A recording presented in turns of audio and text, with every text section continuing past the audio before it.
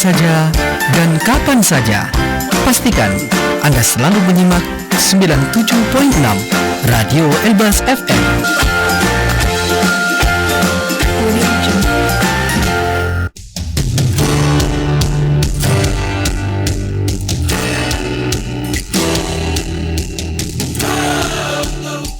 Assalamualaikum warahmatullahi wabarakatuh. Rekan setia dimanapun kalian berada, kembali lagi bersama Dini tentunya di podcast Elbas. Kali ini segmen ekonomi.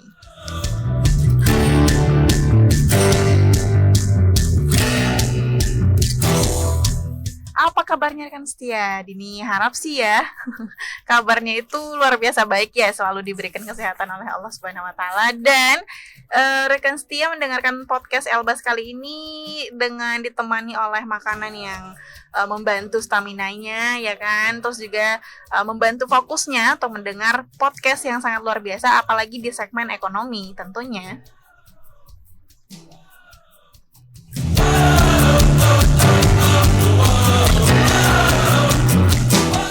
Seperti biasanya nih rekan setia ya, podcast Elbas di segmen ekonomi pasti akan menghadirkan pembahasan-pembahasan yang luar biasa dan dengan narasumber yang luar biasa juga.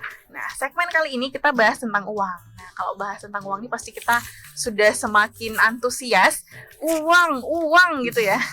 Jadi emang pembahasan uang itu sangat ditunggu-tunggu sebenarnya, dan pembahasan ekonomi itu biasanya sangatlah luas. Jadi nggak skalanya kecil, bisa diluaskan gitu ya pembahasan uang gitu, karena memang uang ini menjadi ibaratnya selalu berada dalam kehidupan kita gitu. Oke. Tapi sebelum itu Dini mau sapa dulu narasumber kita pada hari ini ya. Selamat enggak selamat sih. Selamat hadir ya. Kita sapa dulu. Assalamualaikum warahmatullahi wabarakatuh, Mem Wardah. Waalaikumsalam warahmatullahi wabarakatuh. Oke, Tetap semangat tetap ya. Semangat. Pasti rekan setia yang terus hadir pada podcast Elbas tuh kayak, oh Mem Wardah lagi, oh rekan Dini lagi gitu.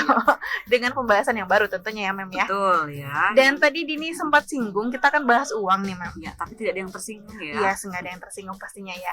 Uang ini yang lebih lebih mengkerucutnya tuh di ekonomi Islam ya. Jadi uang dalam ekonomi Islam gitu. Yang mana nih teman-teman Elbas ya, di podcast kali ini Mem Wardah akan menjelaskan uang dalam ekonomi Islam. Betul. Silakan Mem, mau mulai dari mana? Mulai dari aku atau dia?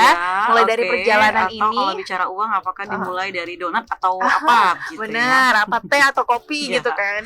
Oke deh, silakan nih Mem, uang dalam ekonomi Islam.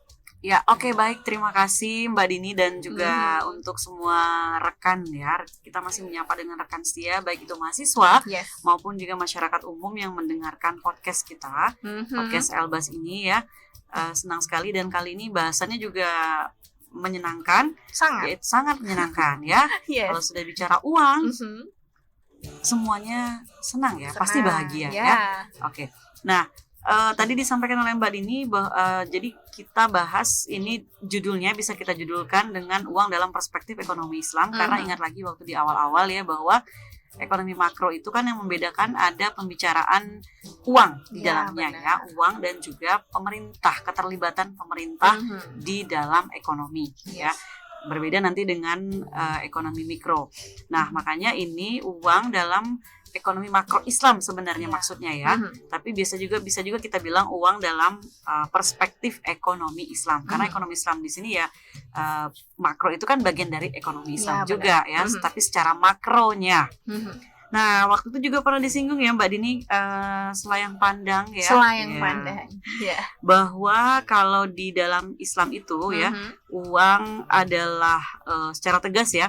Jadi uang itu adalah uang, gitu ya. Uang itu adalah uang. Uang itu uang ya. Dan uang itu bukan kapital, gitu ya. Uang itu bukan kapital atau diartikan modal. Jadi uang ya uang, gitu. Karena nanti konsekuensi dari penegasan ini membuat dia menjadi ya beda fungsi. Nah, gitu ya, beda fungsi. Berarti modal nggak melulu tentang uang. Iya, betul. Jadi uang adalah uang ya. Ini ya kata kuncinya. Uang bukan kapital. Jadi uang bukan modal. Jadi ya tidak selamanya, makanya ini yang perlu diluruskan ya. Selama ini kan makanya entah dari mana orientasinya itu ya. Sehingga memang mindset kita ya kalau bicara nggak punya modal, itu pasti sudah berarti yang dimaksud adalah uang. 4 huruf itu. 5 huruf apa 4 huruf ya? 4 ya. UANG ya. Uang. Sangat hafal sekali ya bahasanya ya. Yes. Uang ya. Uang. Bahasa Latinnya kan uang ya.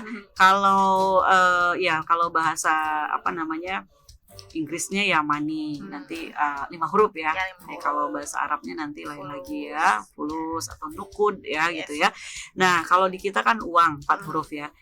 Sebaliknya kalau kita bicara nanti dalam konsep yang bukan Islamnya begitu ya, konvensional ini bahasanya yang selama ini kita pakai, kita gunakan sebelum kehadiran sebelum kita Kehadiran dia. sebelum kehadiran dia ya, sebelum kita tersirami kembali kembali dengan ekonomi syariah Yes. tentang uang. Nah, ini selama ini kan begitu ya, bahwa uang itu ya modal. Dan ini kan lama kita mindset, mungkin sekarang juga mayoritas masih banyak yang berpikiran seperti itu kan. Masih ya? banyak sih, Mam. Nah, makanya dengan belajar ekonomi makro Islam ini harus ada cara pandang menjadi tercerahkan mengenai sesuatu. Bahwa dalam ekonomi makro Islam atau dalam ekonomi Islam itu uang, money is money, Uang ya. adalah uang. Dan money is not capital. Mhm. Nah, uang bukanlah Kapital. modal atau kapital ya.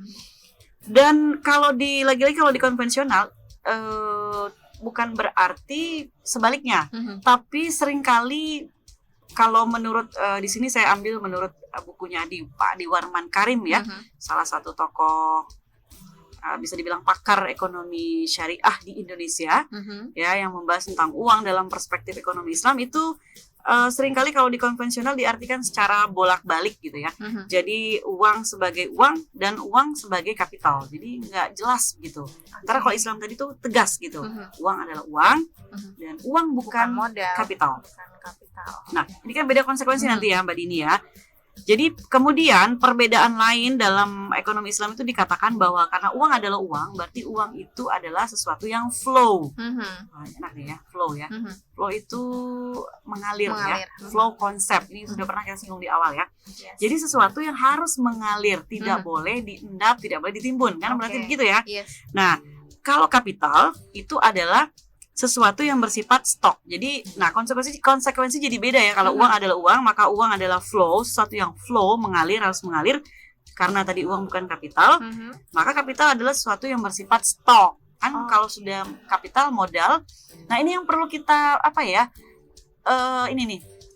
mencerahkan kembali pikiran kita tentang uang sama modal ini ternyata suatu hal yang berbeda.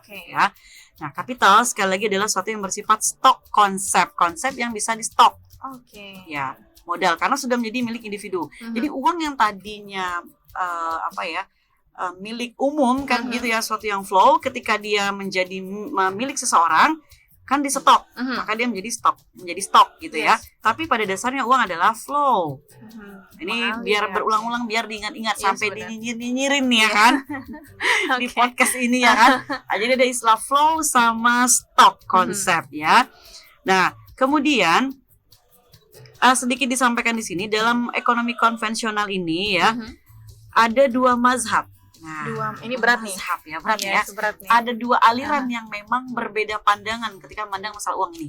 Makanya di konvensional ada 2 pendapat yang menganggap bahwa uang ya uang tadi, seperti kita mendekati ekonomi uang dalam ekonomi Islam, tapi juga ada yang menyatakan bahwa uang itu adalah modal. Nah, makanya jadi kita tidak bilang bahwa ekonomi konvensional itu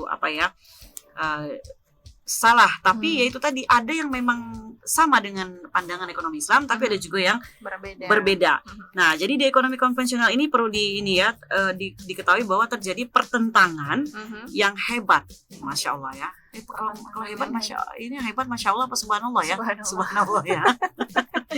Bukan sesuatu yang bagus atau yang jelek ini. Nah, jadi pertentangan yang hebat antara mazhab tadi atau kelompok ya, Friedman dan kaum monetaris di satu sisi, satu kubu nih ya. Friedman ya, jadi nama orang nih Friedman dan kaum yang memang dinamakan dengan kaum monetaris yang memang sangat, artinya kalau dinamakan begitu pasti mereka orang yang sangat orientasi kepada bahasan moneter gitu ya. Dan kaum monetaris di satu kubu, satu sisi ya, Nah, ini berseberangan dengan kaum yang namanya Keynesian. Kan ada tokoh di konvensional